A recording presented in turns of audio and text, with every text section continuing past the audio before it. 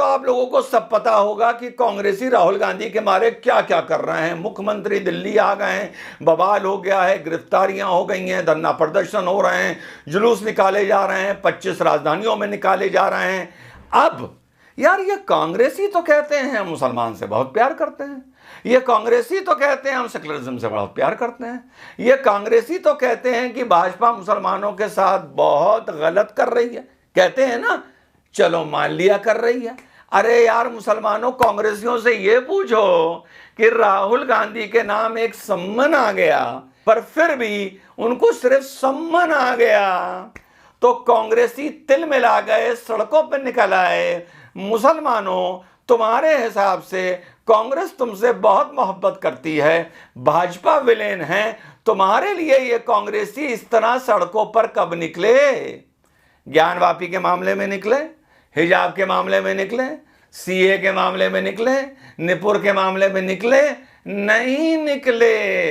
तो एक मोहब्बत सगी है और एक मोहब्बत सौतेली है। तुम्हारे साथ सौतेली मोहब्बत है, राहुल के साथ सगी मोहब्बत है, वरना जैसे राहुल के लिए निकले हैं वैसे तुम्हारे लिए भी निकल आते। तुम्हारे लिए बस एक काम किया, टीवी डिबेट्स में आए और तुम्हें भड़काया कि भाजपा मुसलमानों की दुश्मन है और मुसलमान भाजपा से लड़ते रहो।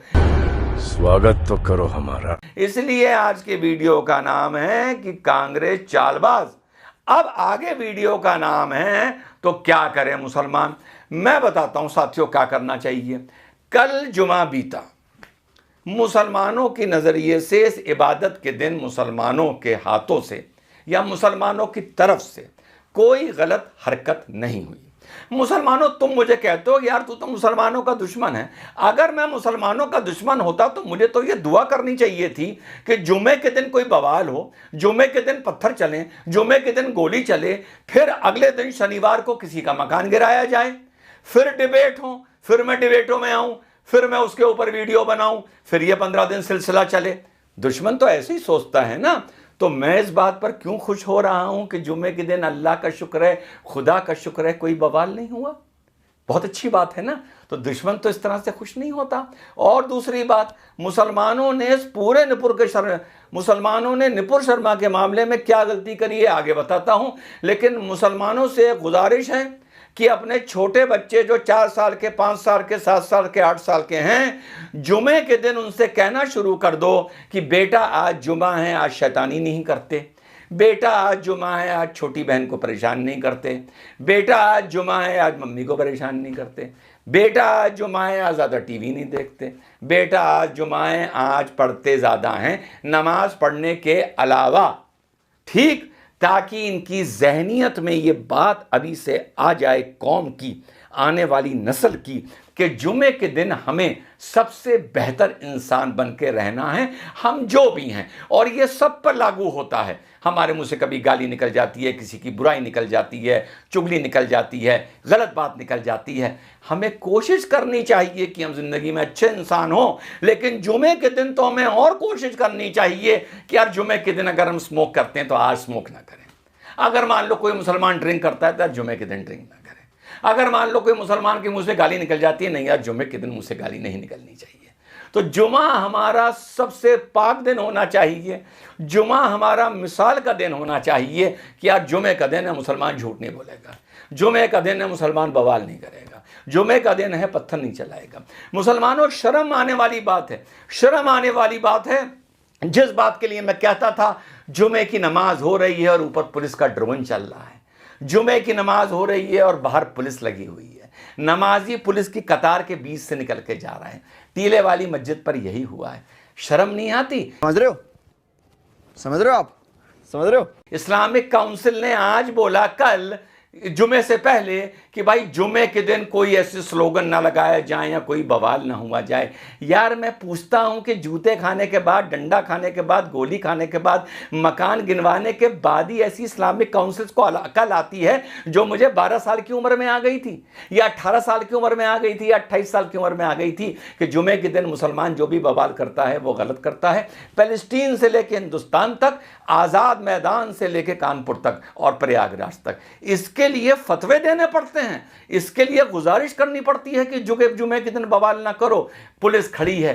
अच्छा लगता है, बुरा लगता है, अपने आप से सोचो अच्छा लगता है नहीं लगता है। और अगर मैं ये चाहता कि जुमे के दिन बवाल हो तो आज मैं मुसलमानों का इस बात के लिए कम से कम शुक्रिया क्यों करता कि यार तुमने बहुत अच्छा किया कि जुमे के दिन तुमने बवाल नहीं किया। जुमे के दिन बवाल करोगे तो मस्जिद का नाम भी ख़राब होगा और कौम का नाम भी ख़राब होगा और इस्लाम का नाम भी ख़राब होगा और तुम्हारी इबादत का नाम भी ख़राब होगा और वह इबादत मकरू मानी जाएगी, झूठी मानी जाएगी। अब अपनी बात ख़त्म करता हूँ, बताता हूँ मुसलमानों को क्या करना चाहिए था, गौर से सुनना। सबसे पहले तो नुपुर शर्मा ने जो बोला, मुसलमानों को एक नारा देना चाहिए था कि रहमानी और नुपुर के खिलाफ मुकदमा लिखो। सबसे पहले जैसे ही तुम ये नारा देते कि रहमानी और नुपुर के खिलाफ मुकदमा लिखो, तुम सेकुलरवाद को यूं उठा देते, यूं सेकुलरवाद को यूं उठा देते कि ये देखो मुसलमान हैं, अगर भोलेनाथ को लेके किसी को भड़काया तो ये उसके लिए भी कह रहे हैं कि मुकदमा लिखो और नुपुर के लिए भी कह रहे हैं। दूसरी बात, कभी भी किसी गलती पर या जिस लेवल पे जो शब्दावली, एक शब्द जो नुपुर ने गलत बोल दिया गुस्से में तैश में आकर, चलो फिर से कहता हूं मान लिया, हर चीज की जो एक सजा होती है वो उस गलती से मैच करनी चाहिए।